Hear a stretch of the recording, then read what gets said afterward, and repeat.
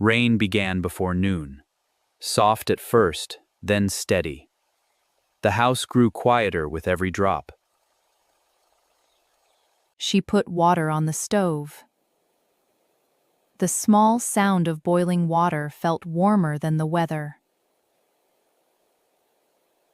Tea always made waiting easier. It filled the empty room with something soft and familiar. The rain kept falling, and the house kept breathing its quiet little sounds. Sometimes she looked at the road. The empty path below the hill felt longer on rainy days. There were clothes to fold, small things to keep the hands busy, small things to keep the heart calm.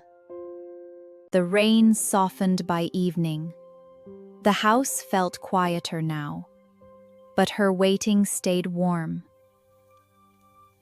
The bread on the table was getting cold, but she left it there.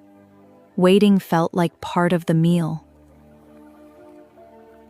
Then footsteps touched the porch, soft and familiar, the kind you always know. And suddenly, the house felt full again.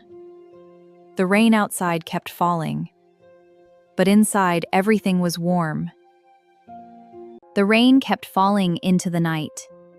Side by side, the silence felt softer now.